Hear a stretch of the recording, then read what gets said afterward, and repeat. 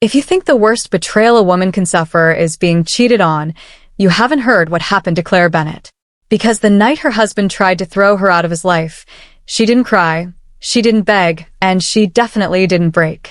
She opened an envelope and burned his entire world to the ground. The first crack of thunder came just as Claire Bennett set the silver tea tray on the dining table. For one surreal second, she had the strange feeling that the storm outside had arrived to witness something the people inside the room had mistaken for a private performance.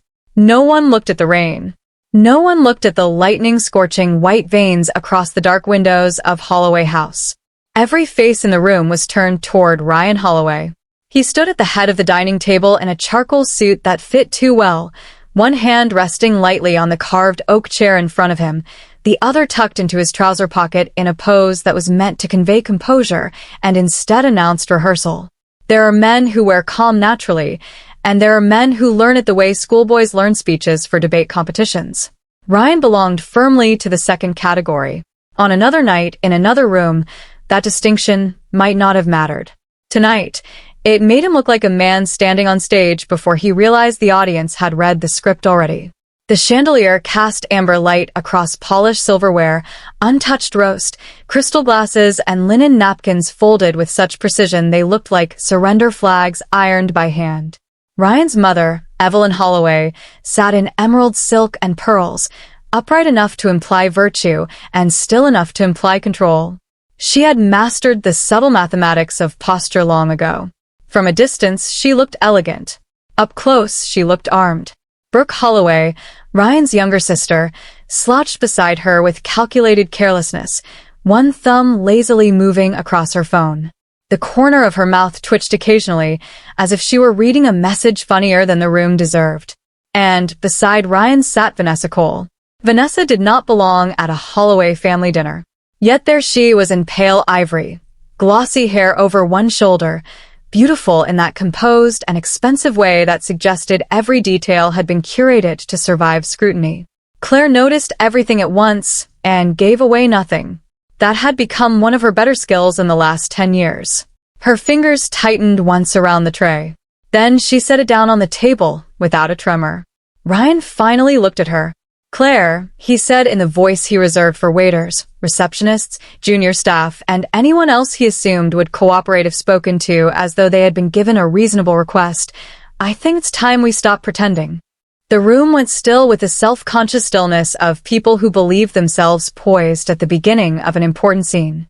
Claire took her seat near the end of the table and folded her hands in her lap. Outside, thunder rolled low and slow over the estate grounds like a warning the house had declined several times already. She looked at her husband for a long moment before speaking. Pretending what? Ryan exhaled through his nose, as though she were creating difficulty where none ought to exist. "That this marriage is working." Brooke looked up then. Evelyn's lips pressed into a narrow line. Vanessa lowered her eyes into an expression so carefully arranged it almost deserved applause. Claire noticed the folder beside Ryan's plate. She noticed Evelyn had not brought her reading glasses because she planned to witness rather than participate. She noticed Vanessa's nails were freshly manicured in the sort of pale pink that cost more than most people's weekly groceries. She noticed Vanessa's hand resting just slightly too close to Ryan's cufflink. It was not the first betrayal in the room, only the first one bold enough to wear perfume. Ryan straightened. "I've decided to end this marriage." There it was. 10 years of cooking, hosting, forgiving, explaining, shrinking, hoping, repairing, soothing, and disappearing reduced to one sentence spoken over cooling dinner and heirloom china. Claire did not move. She did not gasp. She did not cry. She did not raise a hand to her mouth or ask how this could be happening as if reality might apologize and correct itself. That, more than anything, unsettled them.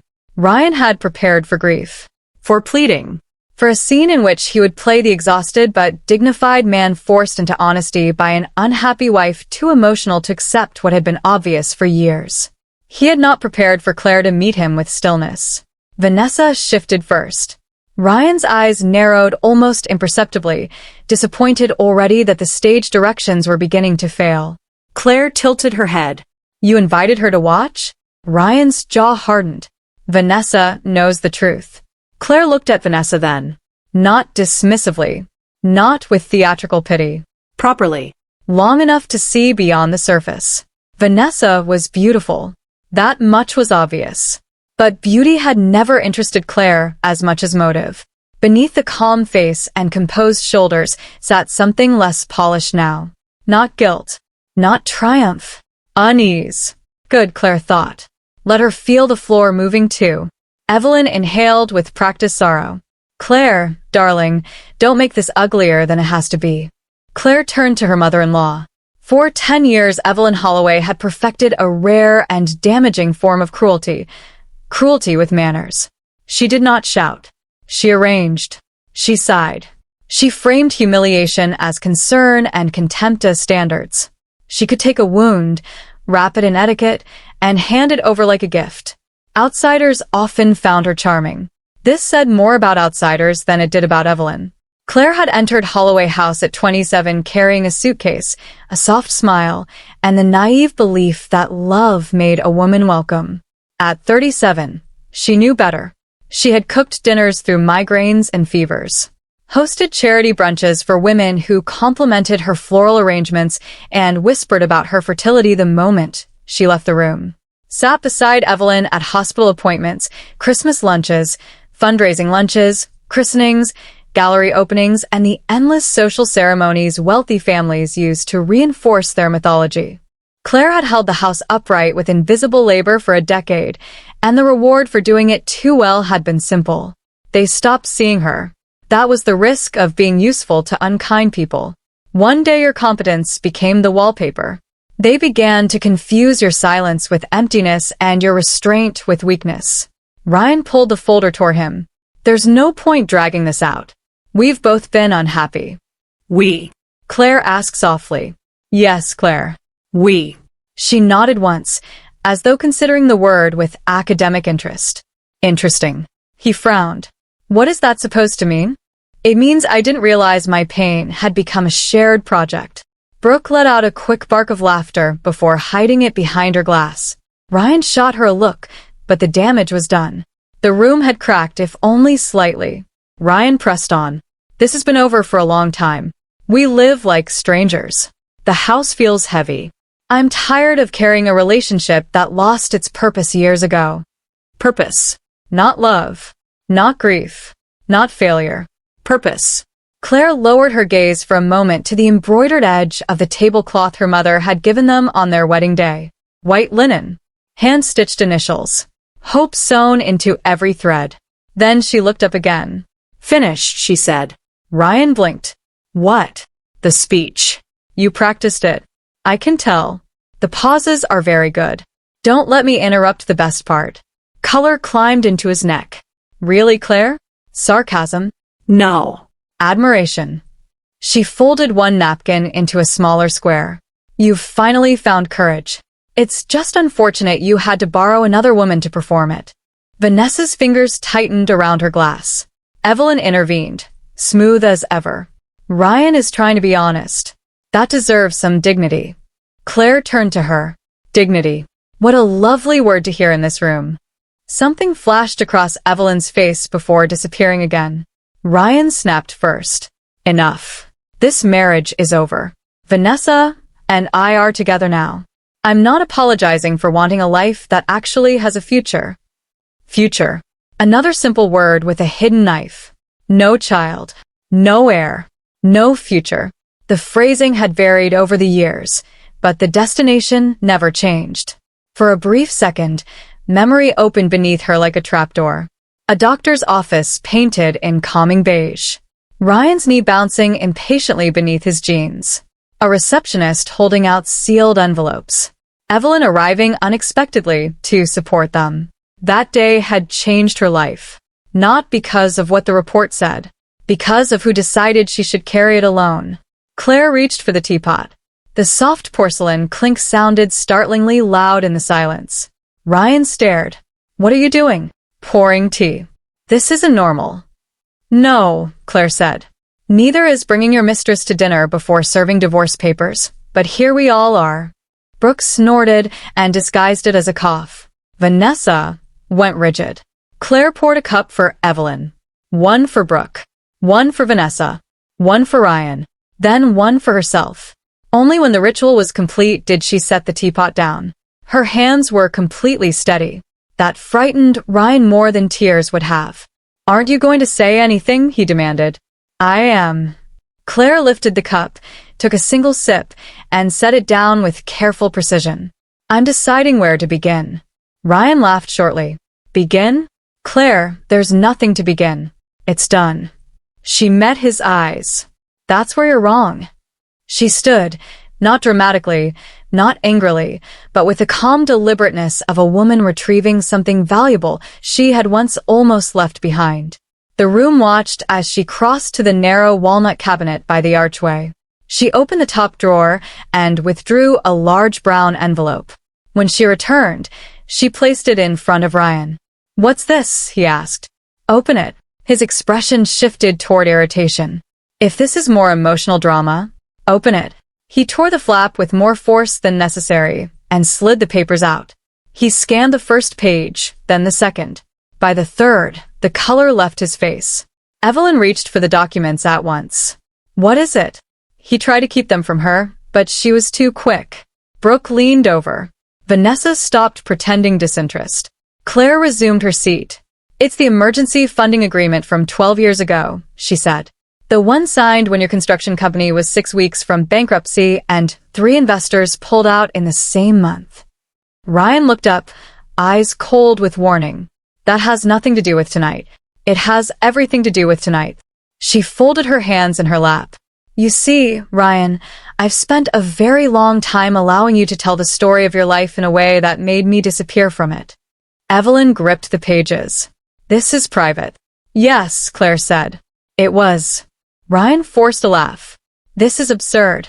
My company recovered because I worked for it." "You did," Claire said. "After I saved it." Silence fell.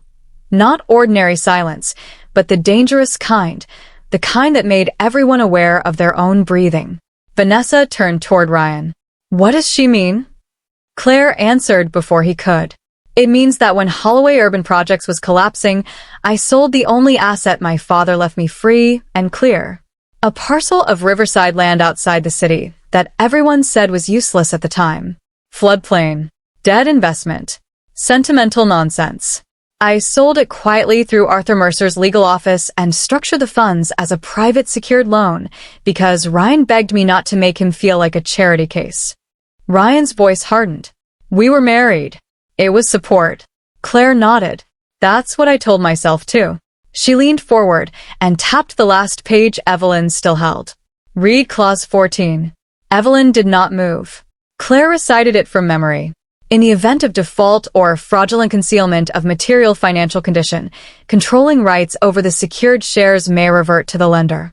Vanessa sat back at her chair, as though someone had pulled one invisible thread too many. Brooke whispered, "Oh my God." Ryan stood so abruptly his chair scraped the floor. "This is intimidation." Claire didn't blink. "No." "This is paperwork." Rain hammered the windows harder. Wind hissed down the chimney.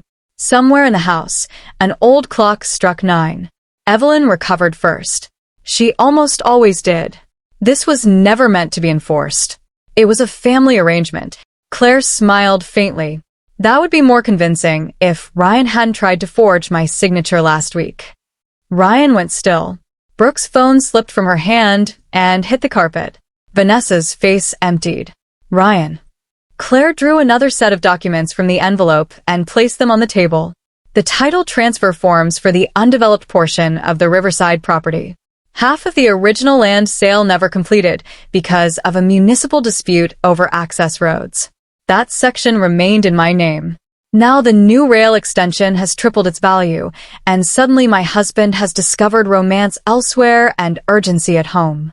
"Stop talking," Ryan said quietly. Claire held his gaze. "Why?" "Are you worried she'll start listening?" Vanessa stood. "You told me your marriage was over years ago. You told me there were no financial ties left." Ryan took a step toward her. "Vanessa, sit down. She's twisting." Claire interrupted him with a sentence she had saved for precisely the right moment. Should I show her the medical report too? Evelyn rose so quickly her chair went backward. No. The word cracked across the room before anyone had fully understood it. Ryan turned toward his mother. What medical report? Claire watched Evelyn carefully. In 10 years, she had never once seen real fear on that woman's face. Until now. Claire reached into the envelope again and withdrew a folded document, softened at the edges from being opened too often in private. She placed it before Vanessa. Read the highlighted line. Ryan lunged for it. Vanessa was quicker. Her eyes moved across the page, then slowed, then widened. She looked up at Ryan, disbelief stripping the polish from her expression.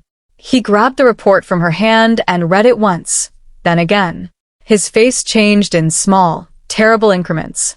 This isn't right, he said. Claire heard the weakness in his voice and nearly pitied him for the first time that night.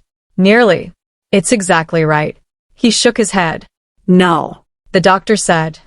The doctor said the fertility issue was treatable. Common. Private. Claire looked at him without armor now, and it was somehow harder than anger. He said with treatment, the chances were good. Ryan turned slowly toward his mother. Evelyn said nothing. Claire continued. After the appointment, the receptionist handed over both sealed reports. You were in the car taking a call. Your mother said she'd bring them. That night she came into our room and told me that if I loved you, I would protect your dignity. She told me men break under shame. She told me good wives know which truths to bury. Ryan's mouth opened, then closed. Brooke whispered, Mom? Evelyn's composure cracked just enough to show the machinery underneath. I did what I had to do. Ryan stared. You told me Claire couldn't have children. I told you what this family needed. Claire felt the old ache move through her, but it no longer controlled the room. For 5 years, she said, your relatives brought me herbal remedies at Christmas. Your mother prayed over my body in front of guests. Brooke joked about nursery paint colors I'd never need. And every time someone looked at me with pity, I said nothing. Because I was protecting you. Ryan looked as though the floor had lost its contract with gravity. Vanessa stepped back from him. Evelyn lifted her chin. You are my son. I protected your future. No, Claire said quietly. You protected his pride and spent mine like it was household money. The front bell rang. Once. Then again. Firm. Official. Everyone froze. Claire looked toward the hallway. I thought the timing would be closer to 9:15. Ryan's face changed. What did you do? She looked back at him. I stopped cleaning up after you. The butler appeared in the doorway, pale. Mr. Holloway, there's a solicitor here. And 2 officers. Evelyn's hand flew to the back of her chair. Brooke made a small choking sound. Vanessa closed her eyes briefly, like a woman watching herself wake too late from a costly dream. Claire stood and smoothed the front of her navy dress. When you forged my signature, she said, you made this a criminal matter. Ryan took a step toward her, voice suddenly raw. Claire, don't. She looked at him, and what he saw in her face was not revenge. That would have been easier for him. What he saw instead was the end of permission. I begged for honesty, she said. You brought me Vanessa. The solicitor entered first, umbrella dripping, followed by 2 plainclothes officers. Mr. Ryan Holloway? One asked. Ryan did not answer. Claire picked up her handbag, slipped the signed copy of the divorce papers inside, and walked toward the door. As she passed Vanessa, the other woman whispered, Did you know about me? Claire paused. For 3 months. Vanessa swallowed. Why didn't you say anything? Claire looked at the room one final time, at Evelyn's fury, Brooke's fear, Ryan's unraveling. Then she turned back to Vanessa. Because I needed him to believe I still didn't know what he was capable of. And then she left. The rain had eased to a hard silver drizzle by the time Claire reached her car. She stood beneath the portico 1 second longer than necessary and breathed air that smelled of wet stone and ending things. The estate behind her glowed gold through enormous windows, beautiful from the outside, cavernous within. She had spent 10 years learning the difference between those 2 conditions. Her hand shook only once when she reached for her keys. Only once. Then she was in the driver's seat, doors locked, engine humming beneath her palms. She did not cry when the gates opened. She did not cry when she drove past the stone pillars wrapped in ivy where she had once stood for wedding photographs. She did not cry when Holloway House disappeared behind her like a country estate in a ghost story. She made it to the bypass before the first tear fell. It surprised her, not because she considered herself above grief, because the grief she felt was not for Ryan. It was for the woman who had loved him. The one who had sat on cold bathroom tiles after another cruel dinner and told herself patience was nobility. The one who had hidden doctors' reports, pawned heirlooms, soothed tempers, written thank-you notes, managed staff, balanced social calendars, and convinced herself all of it meant she was strong. It had been strength, just misdirected. She wiped her cheek with the heel of her hand and kept driving. At 10:22, she turned into the driveway of a small stone cottage on the edge of Hampstead Heath. The cottage had once belonged to her grandmother Eleanor Bennett, a woman who baked with whiskey in the cupboard and common sense in her bones. After Eleanor died, Claire had kept the cottage, though Ryan had suggested they sell it. No point hanging on to old houses, he had said. He had not understood then that some places derive value from memory rather than market demand. Claire unlocked the door and stepped into the dark. The air smelled faintly of cedar, old books, and the ghost of lavender. Her small suitcase already stood in the hall, where she had placed it that afternoon while supposedly running errands. Insurance, she had told herself. Just in case.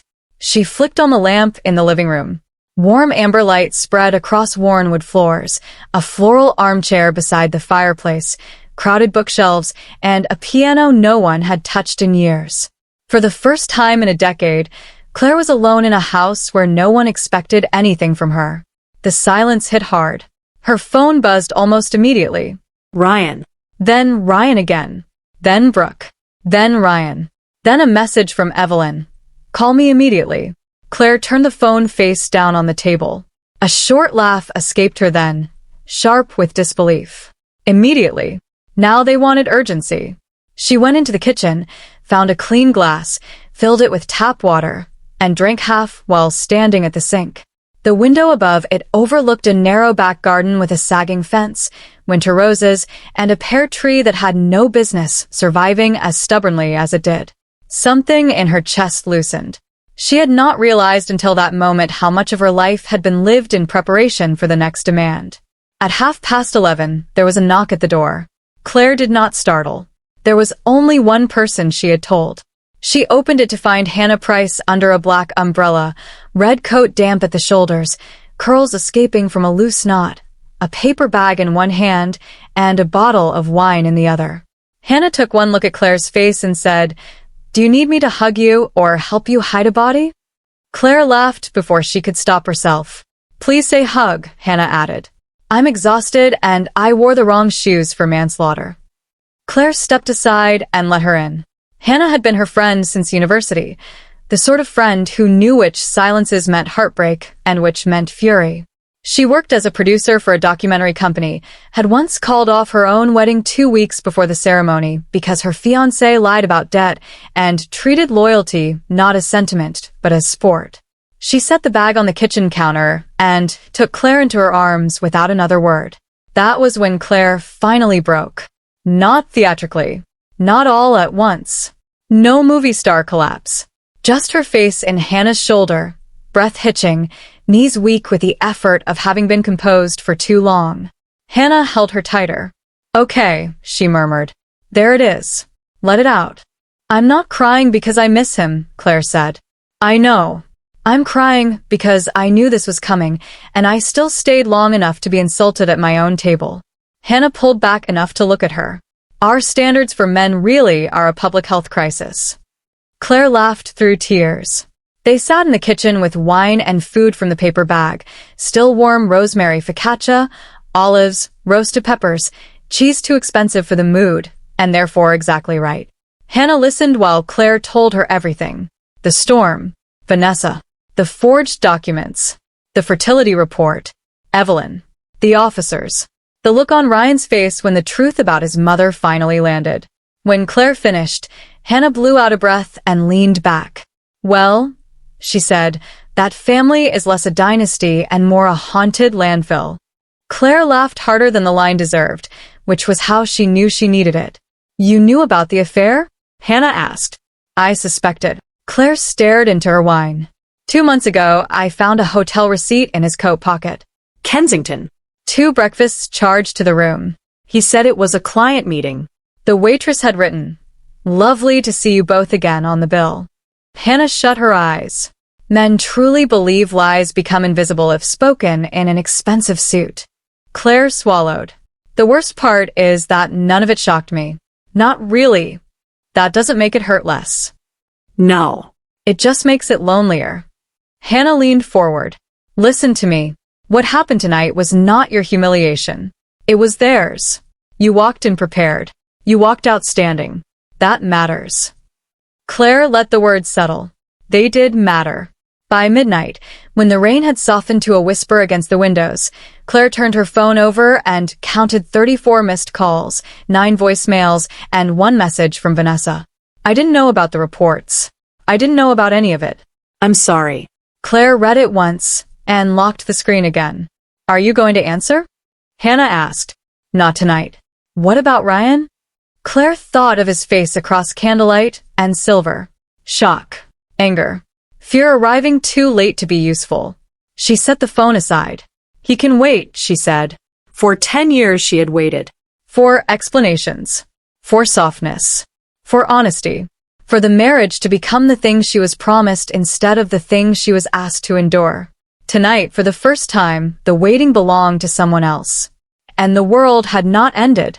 By morning, the story had begun moving through the whisper network that powered old money more efficiently than electricity. A private assistant texted a cousin in Belgravia. A solicitor called another solicitor. A board member's wife mentioned some kind of domestic scandal between Pilates and lunch. By noon, 3 women Claire had not heard from in years had sent carefully vague messages that said, in different wording, I heard something happened. Are you all right? Claire ignored them all. At 10, Julian Mercer arrived. He was the son of Arthur Mercer, the solicitor who had handled Claire's father's estate, and unlike his father, Julian had the unnerving habit of appearing relaxed while delivering catastrophic information. Tall, dark-haired, early 40s, with a navy overcoat worn open and a leather briefcase that looked elegant enough to be decorative and dangerous enough to be evidence, he stepped into the cottage living room, accepted a cup of coffee, glanced around, and said, I've always liked this house. It feels like a place where truth would have better manners. Claire almost smiled. Thank you for coming so quickly. He sat opposite her, opened the briefcase, and spread out papers with practiced calm. You made the right call last night. We've frozen the questionable transfer request. The officers took a preliminary statement. Given the land valuation and the corporate linkage, this will widen. How bad is it? She asked. For Ryan? Potentially very bad. For his mother, depending on timing and knowledge, possibly worse. For you, unpleasant, invasive, perhaps public if it escalates, but survivable. Claire looked down at her hands. I can survive unpleasant. Julian studied her. Yes, he said softly. I imagine you can. He withdrew a second folder. There's more. I reviewed the original emergency loan instruments again this morning. The security structure around those Holloway shares is stronger than I remembered. Claire frowned. How? He slid a page toward her. Your father insisted on an additional rider after Ryan missed the first scheduled interest adjustment. If there's evidence of concealment or bad faith asset transfer, your rights expand beyond repayment. You could assert a claim to controlling interest. Claire stared at the line. A pulse moved beneath her skin. You're saying I could own the company. I'm saying the woman they treated like decorative staff may legally outrank them all. In another season of her life, the idea might have thrilled her.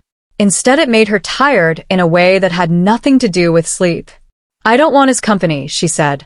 Julian nodded. What do you want? The question settled between them, startling in its simplicity. No one had asked her that in years. Not what she could absorb. Not what she could forgive. Not what she should endure. What she wanted.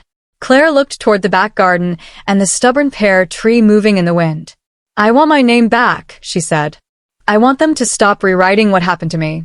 And I want every woman who sat in that house being taught to shrink to know it isn't love. Julian's expression changed slightly, something like respect, something like sorrow. All right, he said. Then we build for that. Over the next hour, he outlined the immediate steps. A formal filing on the attempted fraudulent transfer, a separation petition, protection over her independent assets, a forensic review of the company books, because if Ryan was desperate enough to forge one document, there was likely more decay underneath.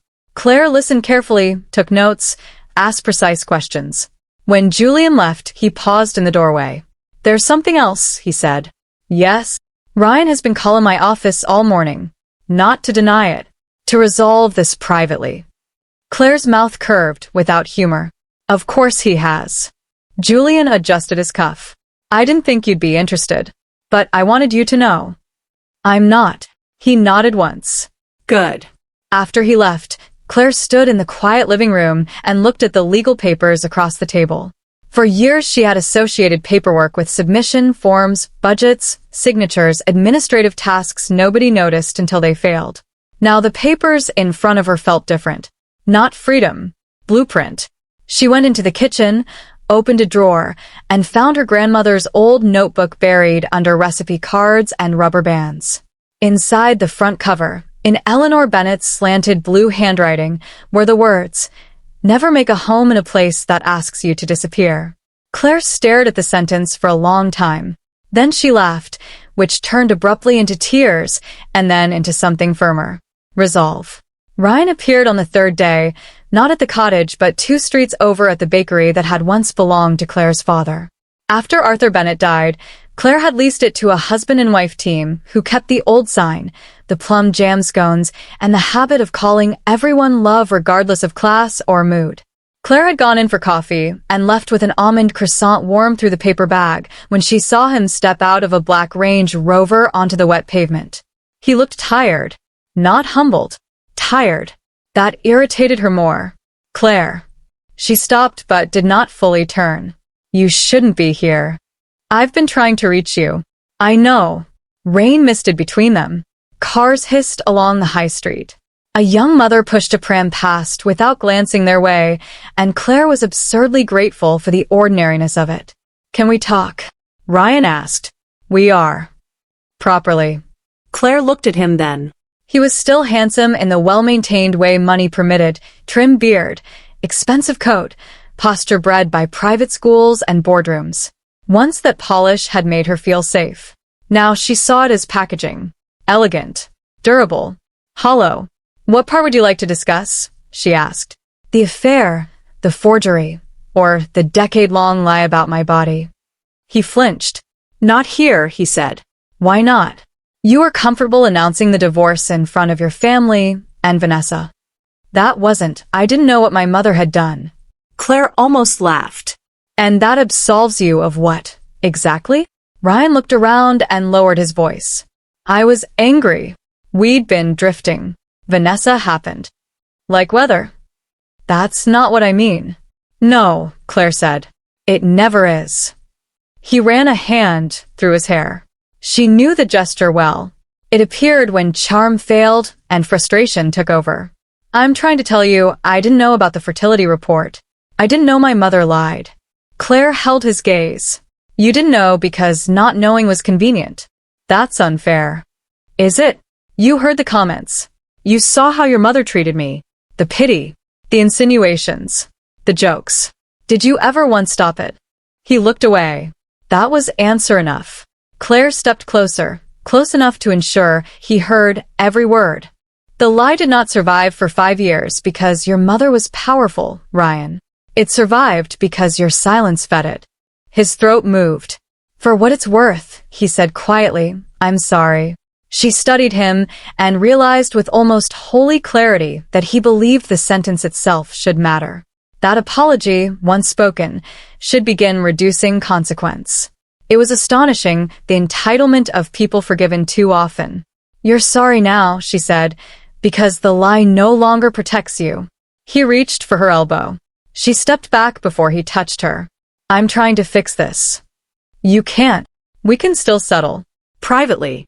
No board review. No criminal complaint. I'll end things with Vanessa. Claire blinked once. Do you hear yourself? I'm offering a solution. No. You're offering me the same bargain you've offered for 10 years. Silence in exchange for scraps. Color climbed his neck. That's not fair. Again with fair. She smiled without warmth. Ryan, you cheated on me, tried to steal from me, and stood by while your family turned my grief into entertainment. If fairness mattered to you, you would have arrived 10 years earlier. She turned to leave. Claire, please. She paused because of how unfamiliar the plea sounded, not because it moved her. You know what the strange part is? She said. I spent years thinking if I could explain my pain clearly enough, you'd finally understand it. But the truth is, you understood. You simply preferred what it cost me. She walked away. This time, he did not follow. The weeks that followed were uglier than freedom ought to be. Ryan's legal team tried first for quiet settlement, then delay, then narrative control. A business magazine ran a carefully worded piece about personal difficulties affecting Holloway urban projects. A society columnist suggested Claire had become emotionally unstable after years of disappointment around motherhood. An anonymous account online posted that she was weaponizing private medical matters to extort a vulnerable family. Claire read each attempt once, then forwarded every item to Julian. Smear campaign, he said, flipping through printed screenshots in his office overlooking Lincoln's Inn Fields. Crude, but not ineffective. Can it hurt the case? It can muddy public sympathy. But facts age better than gossip. Claire sat back in her chair. Then let's give facts the microphone. Julian's mouth twitched. That sounded almost like a threat. It was. Something had shifted in Claire since she left Holloway House. The softness was still there, her instinctive gentleness, her sensitivity to small changes in mood, the way she noticed who was uncomfortable before they said so, but it now lived beside something firmer, a new steadiness like steel visible under silk. Julian had known her father. Arthur Bennett had once told him, after Ryan's company crisis, she has more backbone than she knows. I only worry she'll spend it on the wrong people. Julian thought of that often these days. There's something else, he said one afternoon, sliding a page across his desk. Claire looked down. Ryan Holloway, Brooke Holloway. Two names repeated through a series of consultancy approvals and vendor authorizations tied to shell entities with bland names and suspiciously inflated invoices. The forensic review found irregular transfers over the last 4 years, Julian said. Funds siphoned through 2 shell vendors. Property staging. Site consultancy. Nothing that survives serious scrutiny. Claire frowned. Meaning someone has been stealing. Ryan. Possibly. But not alone. Her eyes returned to Brooke's name. How much? Claire asked. Julian told her. She sat in stunned silence. That's not shopping money. No. A memory rose sharply then. 2 summers earlier, during a charity gala at Holloway House, Claire had gone into the morning room looking for extra place cards and found Brooke bent over Ryan's desk. Brooke had looked up too fast, smiled too brightly, and said, "Just borrowing the charger." The top drawer had been slightly open. Claire had closed it herself after Brooke left. At the time, she thought nothing of it. Now she wondered how many women survived certain families by acting foolish while being anything but. "What do we do?" she asked. Julian's expression was measured. "We keep digging." That same afternoon, Claire drove out to the Riverside property.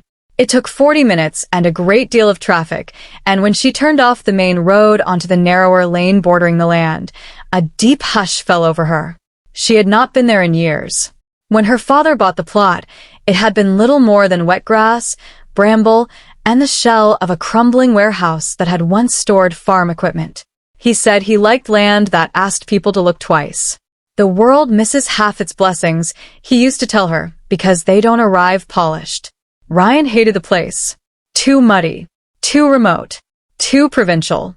Now temporary council markers lined the far edge of the property, bright orange against winter grass. Survey lines. Redevelopment signals. Beyond them, the steel geometry of a new transit link glinted under pale sky. Money had found the land at last. Claire parked by the rusted gate and stepped out into the cold. The old warehouse still stood, though barely, red brick dark with age, windows boarded, roof bowed at one corner, ivy climbing the side wall like green veins. She pushed through the gate and walked the perimeter slowly, boots sinking into wet earth. She could sell it. Any sensible person would say so. Take the money, simplify the mess, begin again somewhere cleaner. But as she stood in the wind looking at the ruined building and the wide open stretch of land around it, a different idea moved quietly through her. What if she didn't sell? What if the land everyone dismissed as worthless became something else entirely? Not luxury flats. Not another clean glass development for people already insulated from consequence. Something human. Something useful. The idea arrived without full form, more intuition than plan, but once it touched her, it stayed. Perhaps a center. Perhaps housing.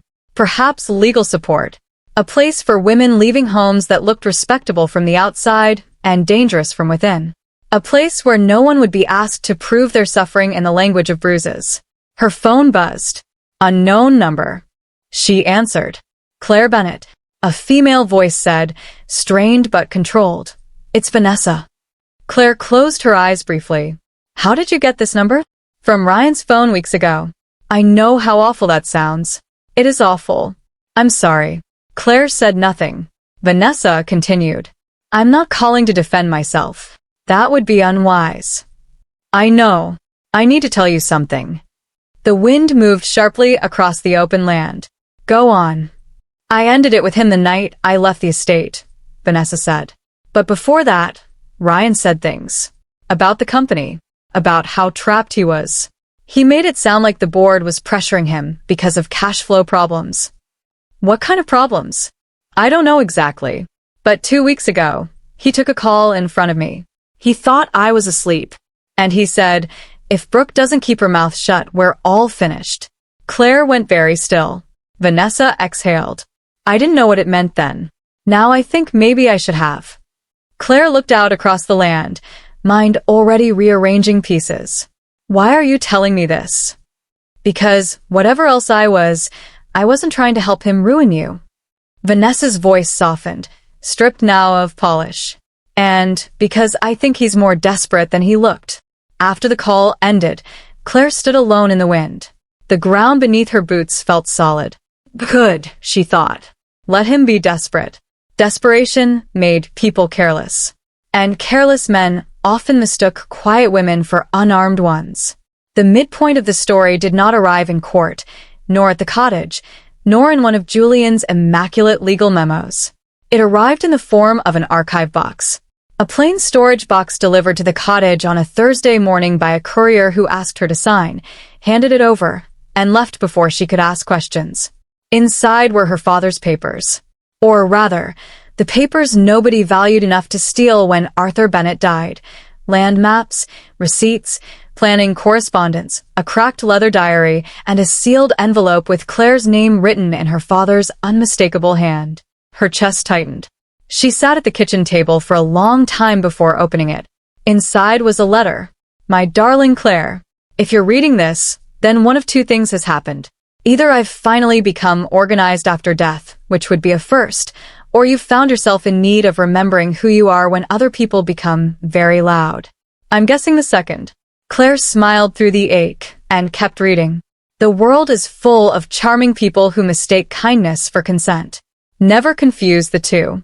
You are kind by nature. That is your gift. But kindness unguided becomes a road other people use. Her eyes blurred. If someone has pushed you far enough to make you open this box, then they have likely also convinced you that survival is selfish. It isn't. Not when the alternative is disappearing. She wiped her cheeks and read on. There is one more thing I never told Ryan, and I asked Arthur Mercer not to discuss unless necessary. The Riverside property was never just land. Under the final trust schedule, if you choose to develop it for public benefit rather than sale, a separate reserve fund will release from the family trust. Your grandmother added it after your mother passed. She said women are too often told to spend inheritance on rescue instead of vision. She wanted you to have the choice of building something that belongs fully to you. Claire lowered the letter slowly. For a moment, all she could hear was her own pulse. A reserve fund. A choice. Not survival money. Foundation money. She pulled the planning documents toward her with shaking hands and found the supplementary trust schedule tucked beneath the maps, signed and notarized. Julian was in court. Hannah was filming in Manchester. There was no one to tell immediately. So Claire sat alone in the kitchen surrounded by paper, memory, and possibility, and laughed through tears. All this time, they had fought over what they thought they could take from her. And none of them had understood that the future was larger than the theft. That night, she called Julian. He listened in silence. When she finished, even he sounded impressed.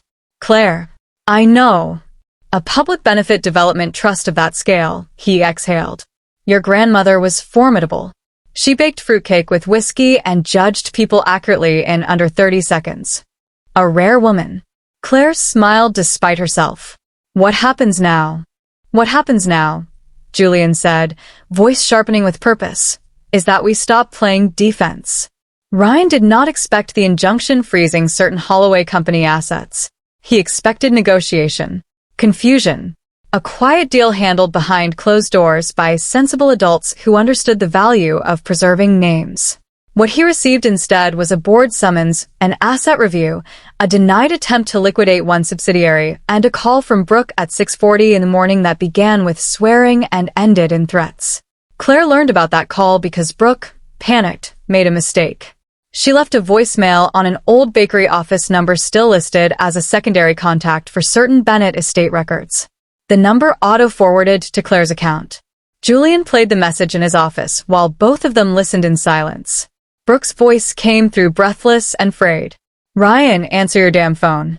The auditors are asking about Westbury staging and all those consultancy invoices. Mom said you handled it, you said it was buried, and now she's frozen accounts and Julian Mercer is sniffing around everything. If this lands on me, I swear to God I will not go down alone." The message cut off. Julian stopped the recording. Claire sat back slowly. There it was. Not suspicion. Not intuition. Evidence. "She sounds frightened," Julian said. "She should." He turned in his chair. "How are you holding up?" Claire looked out over the city, gray and moving and indifferent. "I keep waiting to feel triumphant," she admitted. "Mostly I just feel clear." Julian's expression softened. Clarity is underrated. A preliminary hearing was scheduled the next month on the property fraud allegations, the asset dispute, and concealed financial conduct. Public enough to sting. Private enough to matter. Ryan requested a meeting through solicitors 3 times. Claire refused 3 times. On the 4th, Julian asked, "Would you consider attending, if only to hear what he thinks leverage looks like now?"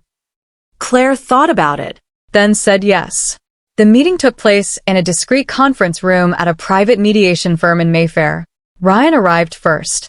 Claire knew because when she entered with Julian, Ryan was already seated with 2 untouched glasses of water in front of him and the posture of a man trying to appear composed in a room that had stopped obeying him.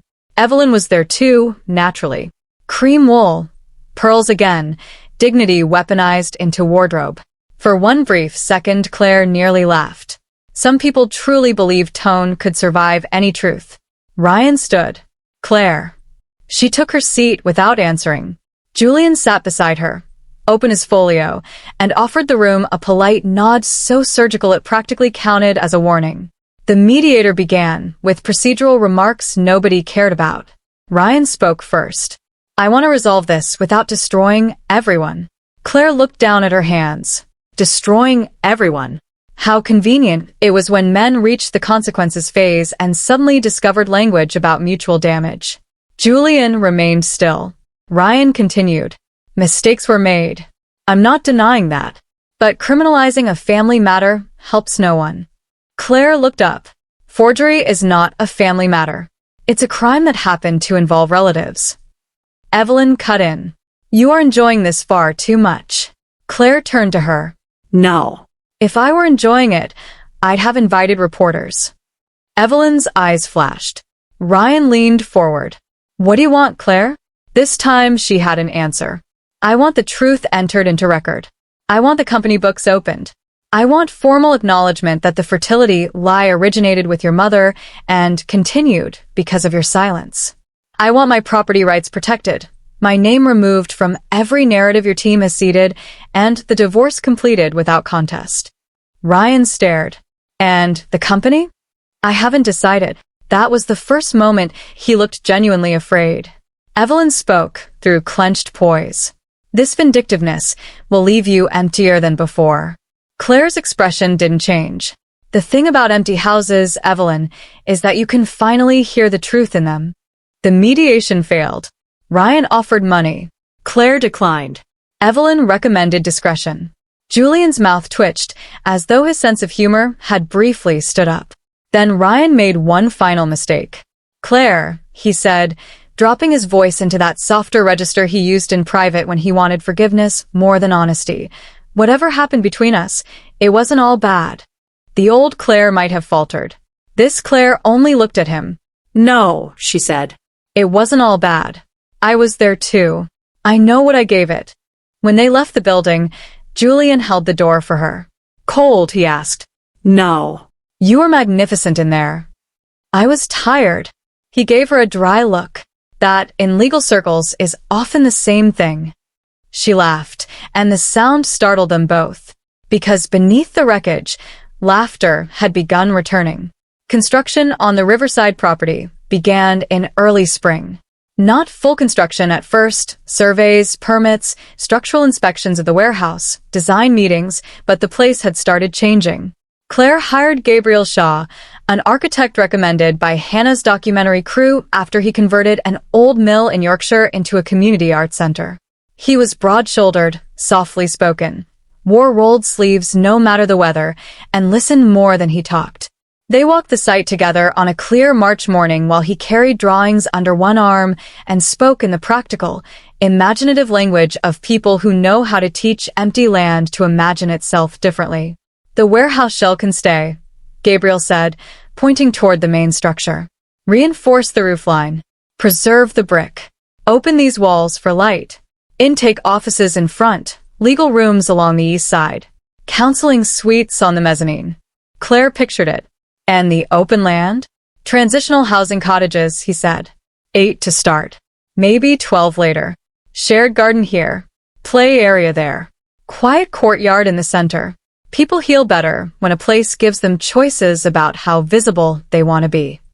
Claire stopped walking and looked at him. He noticed and gave a slight shrug. My mother spent a year in a refuge when I was 14, he said. Places matter. Claire nodded. There was no pity in the silence that followed. Only recognition. By the time she drove back to the cottage, she had a name for the project. Silent Heart's House. Hannah approved immediately. It sounded like a place where women get their nervous systems back. Julian approved more cautiously. It sounds like a title that will either inspire donors or concern accountants. I support both outcomes.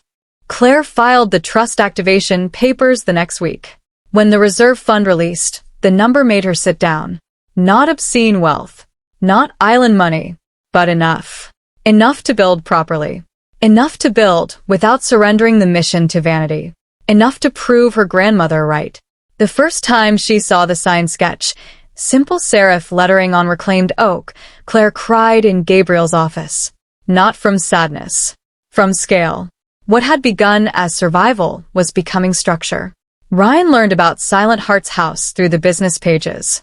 The article was small but sharp. Separated wife of developer launches women's recovery trust on former family asset land. He called that evening. Claire answered only because Julian suggested that sometimes the most revealing mistakes happen live. You're using company-related property to build a refuge? Ryan demanded, dispensing with greeting. Claire leaned against the kitchen counter, sunset staining the window amber. It isn't company-related. That land became relevant because of Holloway redevelopment interest. No, she said. It became relevant because my father had foresight. His breathing roughened. You're making me look like a villain. Claire almost smiled at the pathos of it. I'm not making you look like anything, Ryan. I'm building something with what you failed to steal. You think this is noble? I think it's useful. God, Claire, everything with you has to become moral theater. And everything with you has to become someone else's fault. There was a pause. Then his voice lowered. You don't understand what's happening at the company. No. There are people involved bigger than Brooke. Suppliers, off-books deals, investor pressure. If this opens fully, it won't just ruin me. Claire straightened. Are you threatening me? No. I'm warning you. For once in your life, Ryan, if danger is finally near you, stand in front of it yourself. She ended the call. Julian listened to the recording the next morning and looked grim. He is frightened of something. Do you think he's telling the truth? I think frightened men often blend truth and performance.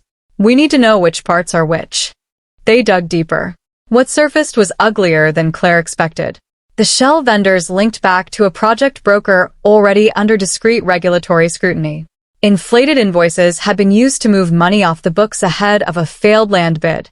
Brooke had approved at least 6 transfers. Ryan had signed others. 2 reimbursements appeared adjacent to Evelyn's private foundation account, close enough in timing and structure to make Julian's entire face harden. This is no longer just family rot, he said one evening in his office while the city darkened beyond the windows. This is a network. Claire sat very still. Could they retaliate? Yes. Against the project? Possibly. Against you personally, certainly. Media pressure, nuisance claims, intimidation. Will increase site security. A lesser version of her might have sold the land and vanished into a quieter life. But fear had already taken too much. She would not pay it rent again. The first real twist after that arrived on a Tuesday evening when Hannah called from Manchester, voice low and urgent. I need you to listen before you react. Claire, sitting at the cottage table with budget spreadsheets and architectural estimates, tightened her grip on the phone. All right. We've been filming interviews around financial coercion and domestic image culture, Hannah said. One of our freelance researchers came across archived footage from a charity gala 3 years ago. Holloway Foundation branding everywhere. Brooke in the background near the donor wall. Ryan talking to a developer called Simon Vale. Claire sat up straighter. I know the name. You should. He's one of the brokers now under regulatory review. A beat passed. Why does it matter? Because the audio's bad, but not unusable. And at one point Ryan says, very clearly, Claire never looks at the books. She signs what I put in front of her. Silence expanded between them. Claire closed her eyes. There was again that awful cold clarity of being understood not as a partner, but as a function. Hannah continued. I haven't sent it to anyone. Yet. Can you get it cleaned? Already trying. That night Claire lay awake in the cottage, staring at shadows along the ceiling and revisiting a decade in fast, brutal fragments. Every time Ryan asked her to initial a hospitality invoice. Every time he joked at dinners that she was the heart, not the head of the marriage. Every time he praised her trust as if it were a virtue rather than a vulnerability he actively curated. When Hannah sent the cleaned clip 2 days later, Julian listened once, then again. This helps, he said. Not because it proves theft on its own. Because it establishes attitude, intent, practice. Claire looked at the paused waveform on his screen. He spoke about me like a filing system. Julian didn't answer. Sometimes silence was the only respectful response to a sentence that late. The hearing day arrived gray and cold. Courthouse stone shone with rain. Reporters clustered farther back than Claire expected, but enough remained to trigger the old instinct to make herself smaller. She didn't. Hannah walked beside her on one side, Julian on the other. Gabriel had texted that the site crew lit a candle in the warehouse office for luck, which made her smile despite herself. Inside, the air smelled of wool, paper, and nerves. Ryan was already seated with counsel. He looked at Claire when she entered, and something in his face shifted, memory colliding with consequence. Evelyn sat behind him immaculate and pale. Brooke looked wrecked, mascara faintly smudged, mouth set in a tremulous line. Vanessa was nowhere visible, which was both unsurprising and somehow merciful. The morning unfolded in waves of procedure, evidence, objection, financial language, and the slow dignity of documents speaking louder than any family's story ever could. The forged transfer request, the emergency share rider, the voicemail Brooke left, the shell consultancies, the clip from the gala, the fertility records chain, the smear campaign metadata tied back to a PR subcontractor paid through Brooke's discretionary account. Ryan's counsel tried to paint Claire as embittered, manipulative, opportunistic. Julian dismantled each suggestion with calm, polished precision that made Hannah later whisper it was like watching a man's ego folded into origami. Then Evelyn was called. She entered the witness area wearing composure, like a title she assumed could not be revoked. At first she managed well. She spoke of stress, misunderstanding, family burdens, and the need to shield vulnerable people from public shame. Then Julian asked one question. Mrs. Holloway, when did you first become aware that the fertility difficulty in your son's marriage did not originate with Claire Bennett? The pause that followed was tiny. Unless you knew how to listen. Claire knew. She watched Evelyn decide between lies. Julian let the silence hold. I don't recall the exact. He placed the clinic sign-in ledger on the table. Then the sealed envelope registry. Then a note in Evelyn's own handwriting clipped to a household planner retrieved during disclosure. Speak to Claire. Ryan must never see his report. Handle before dinner. The room changed. Not dramatically. Worse. A collective withdrawal of respect. Evelyn saw it. For one naked second her face emptied of performance and showed the hard mechanism beneath.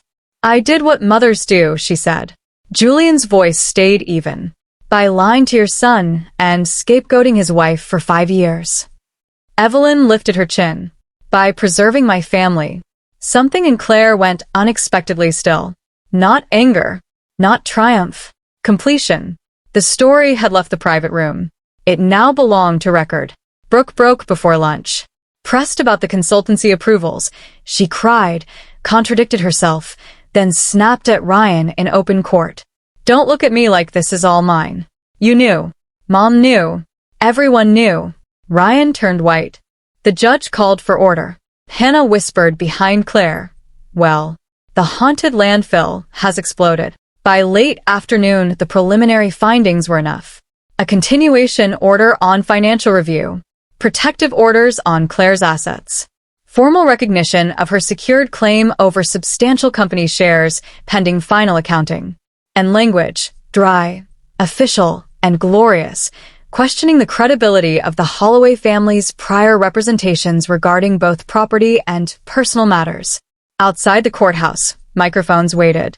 Julian stepped forward first, but Claire touched his sleeve. He looked at her. You don't have to. I know. She walked toward the steps. Cameras lifted. Rain made the city silver. Claire looked into the blur of lenses and faces and did not think about tabloids or Ryan or Evelyn or the dinner table where the ending had begun. She thought about women in parked cars. Women in doctors' offices. Women in guest rooms of immaculate homes. Women who had learned to smile through damage because damage spoken softly was still expected to be borne politely. For a long time, she said, I believed that keeping peace was the same thing as preserving love. It isn't. Peace built on one person's silence is not peace. It's captivity with good manners. The square grew quieter. I am not here because I enjoy public conflict. I'm here because private harm survives when everyone around it benefits from your silence. What happened to me happened in a beautiful house, with educated people, clean tablecloths, and no raised voices. That does not make it less real. She paused only long enough to breathe. Silent Heart's house is being built for women who have been told to doubt their own pain because it arrived wearing respectability. They deserve somewhere to go. Somewhere no one asks them to earn belief. By midnight, donations had already begun. Small ones at first. £50. 100. 700 from a woman in Glasgow with a message, for the room where someone finally tells the truth. The trust website crashed twice overnight. Hannah called from her sofa, half laughing, half crying. You've become the worst possible nightmare for men like Ryan. Claire, sitting on the cottage floor with a blanket around her legs, looked out at the dark garden. What's that? A woman with receipts and a calm speaking voice. For the first time in months, Claire slept without dreaming of Holloway House. The next twist arrived from Vanessa. It was Julian, not Claire, who first suggested meeting her. She may know more than she understands, he said. And if Ryan blurred fear and confession around her, we need to hear it. Claire agreed reluctantly. They met Vanessa in a quiet hotel lounge near Marylebone, chosen less for elegance than for discretion. Vanessa looked different without the polished performance. Simpler coat, minimal makeup, a face still beautiful, but tired now in a human way. She wrapped both hands around her coffee cup and said, "I know how this looks." "It looks bad," Claire said evenly. Vanessa nodded. "It is bad." That honesty did more for Claire's patience than any apology could have. "I'm not here to forgive you," Claire said. "I know. I'm here because after I left him, I found something." From her bag, Vanessa withdrew a slim envelope and placed it on the table. Inside were photocopies, account fragments, a hotel business center printout she had taken the night Ryan left his email open on a screen while showering. Julian reviewed them first. His expression sharpened. "What is it?" Claire asked. Julian slid one page across. A transfer schedule, a familiar shell vendor, and attached authorization initials that did not belong to Ryan or Brooke. SC. Simon Vale. Vanessa spoke carefully. Ryan used to say Simon handled the ugly side of growth. I thought he meant politics. Then one night he said, "If Simon panics, everyone burns." I made copies because she looked down, because I think I already knew I didn't trust him. Claire studied her for a long moment. Why keep them instead of leaving immediately? Vanessa met her eyes. Because women don't always leave the first time they see a man clearly. Sometimes we leave when we finally see ourselves clearly inside the reflection. It was not enough to absolve her, but it was true. The information widened the case. Simon Vale was now no longer peripheral, but central, which was precisely when the pressure shifted from legal discomfort to something darker. A brick came through the front window of the site office at the Riverside property on a Sunday night. No one was hurt. The office had been empty. But wrapped around the brick was a note. "Sell the land. Walk away." Gabriel called Claire before dawn. When she arrived, site lights glowed against broken glass and damp concrete. Police were already there. Gabriel stood beside the office door in a dark coat, jaw tight. The note lay inside an evidence bag. Julian arrived 30 minutes later, took one look, and said, "This is exactly what I was afraid of." Claire stood very still.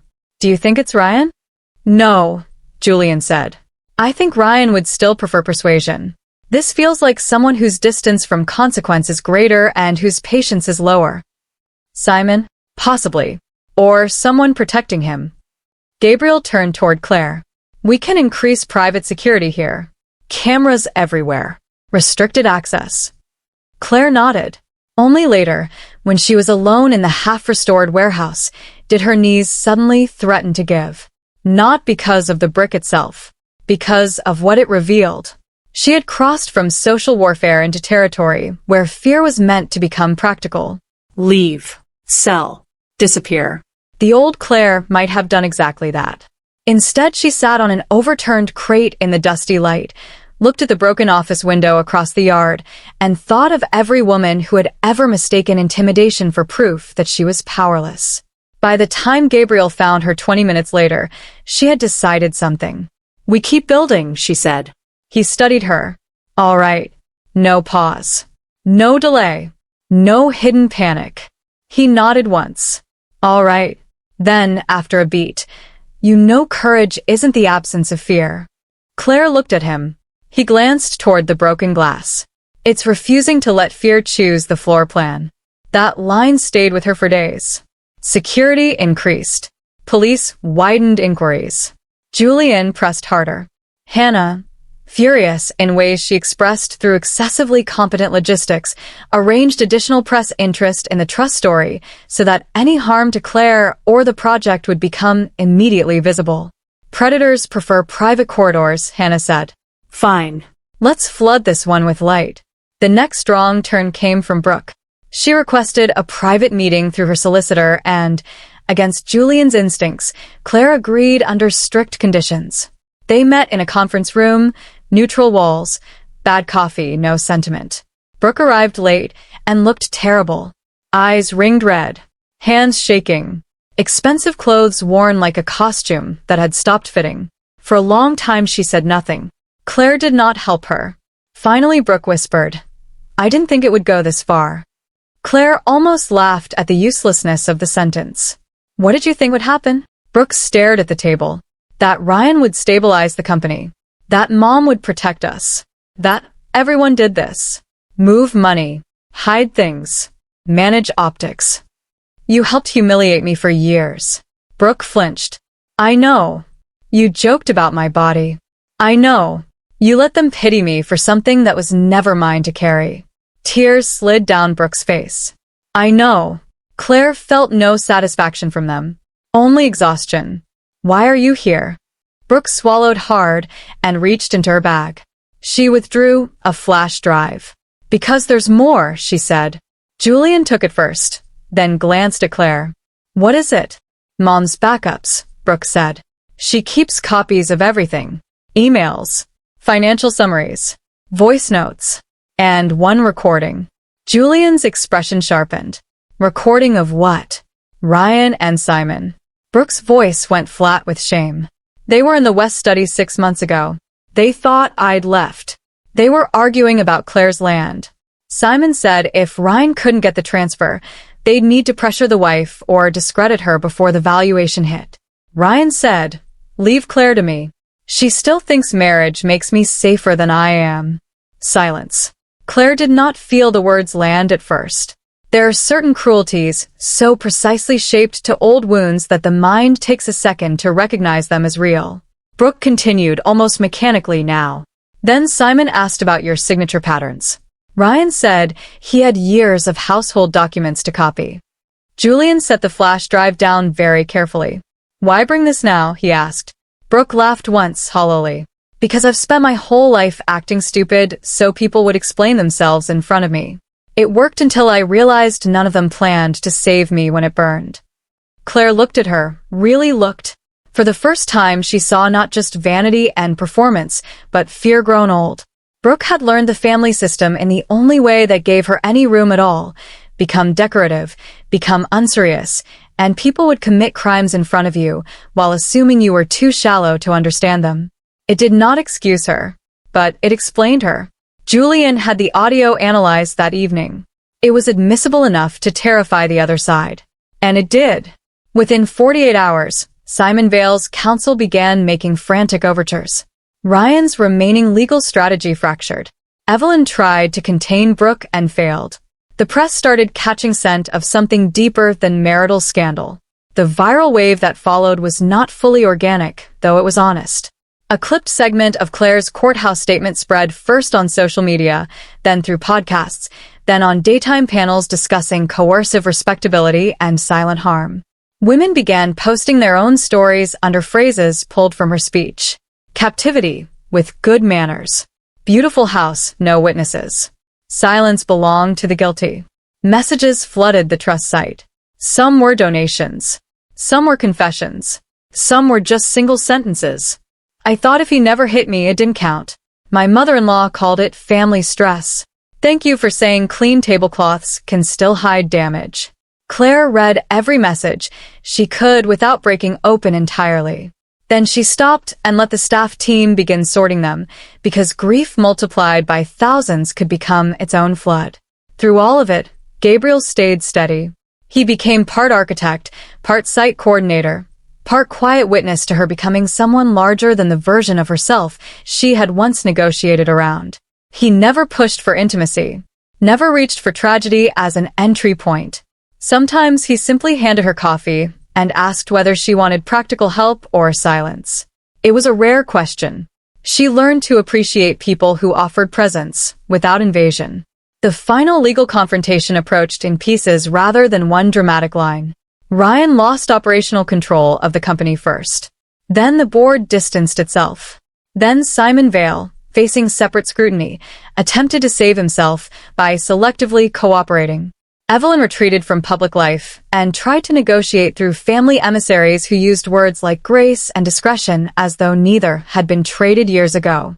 Ryan came to the site a week before the divorce hearing. Security called Claire first. "There's a man asking to see you," the foreman said. "Very expensive coat. Looks like he's one sentence away from regretting every decision of his life." Claire exhaled slowly. "I'll come down." The warehouse had changed again. New beams, cleaned brick, windows opened wider to light. Workers moved through timber and ladders while the building slowly relearned itself as something hopeful. In the middle of it all stood Ryan in a dark overcoat, hands in pockets, looking strangely misplaced.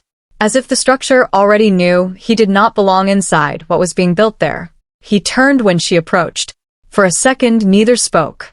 Then Ryan said, "It's impressive." Claire looked around. "It will be." He nodded, eyes staying on her. "You really meant it." "What?" "That you'd build something." She met his gaze. "You say that as if imagination in women still surprises you." He almost smiled. Then the expression died. "I'm losing everything," he said. The old reflex, to soothe, to soften, did not rise. Instead, Claire noticed the slight tremor in his left hand, the fresh lines around his eyes, the posture of a man who had mistaken consequence for a brief weather system rather than a climate. "You didn't lose it all at once," she said. "You lost it in installments. Every time you chose cowardice." He looked away toward the scaffolding. The investors pulled. "Brooke is cooperating. My mother still thinks reputation can negotiate with evidence." Claire said nothing. He laughed once, bitterly. "I used to think you were too forgiving to ever leave. That was your most expensive miscalculation." He looked back at her. "Do you hate me?" The question surprised her. She considered it seriously. "No," she said at last. "Not anymore." He blinked. "I hated what was happening while I still believed love might change it. What I feel now is smaller and colder. You became a stranger before you became a scandal." Wind moved through the open rafters overhead. A worker called out for measurements in the distance. Ryan's voice dropped. "I came to ask after the divorce, after the settlement, would you consider not pursuing the controlling share?" There it was. Not remorse. Leverage. Even now. "What would I get in return?" she asked. "Whatever you want." Claire looked around the building, the future counseling rooms, the legal clinic, the courtyard not yet planted. Then back at the man who once thought her silence permanent. "I already have what I want," she said. He stared. "And because some endings deserve exact language," she added, "I'm keeping the shares." Ryan went still. She stepped past him, then paused. "One more thing," she said. He turned. "When the papers come next week, sign them the first time." Then she walked back into the building and did not look over her shoulder. The divorce hearing itself lasted less than an hour. 10 years reduced to legal language, signatures, submissions, and finality. Ryan signed. This time without performance. Claire signed too, her hand steady on the line. When it was done, the clerk gathered the papers, the order was made, and just like that, the marriage ended not with shouting or shattered plates, but with paper passing from one hand to another. In the corridor outside, Ryan waited while Julian stepped aside to take a call. Claire knew before he spoke that he wanted a last moment shaped like absolution. She did not have one for him. "I don't know how to be the man I should have been," he said quietly. Claire looked at him for a long moment. "I know," she said. That more than anything seemed to break him. She left him there. No speech. No comfort. Some endings grow cleaner the moment they refuse ceremony. Summer came slowly. Brick by brick, room by room, Silent Heart's house rose from land everyone once called worthless. The cottages took shape first, simple, bright, practical, each with deep windows and small porches. Then the warehouse interior. Pale wood floors, warm lighting, counseling rooms painted in muted clay and sage, a legal clinic with long tables and private consultation doors, a playroom with low shelves and bright rugs, administrative offices designed not to feel administrative at all.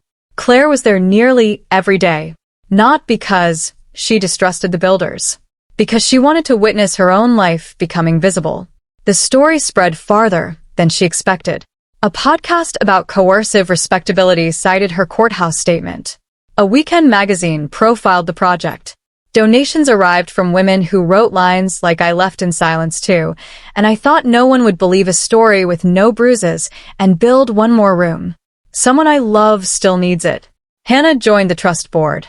Gabriel stayed on through construction oversight longer than originally planned. Julian continued handling the corporate fallout and, to Claire's growing amusement, developed an increasingly savage correspondence style whenever Ryan's remaining advisors attempted delay. Evelyn retreated almost entirely from public view after the final company report confirmed fraudulent concealment and improper fund movement tied to the family network. Criminal proceedings widened from there. Brooke cooperated early enough to reduce some exposure, though not enough to save face. Ryan lost operational control of Holloway urban projects. Claire did not run the company herself. Instead, after consultation, she sold the controlling position strategically to a clean redevelopment consortium under one non-negotiable condition.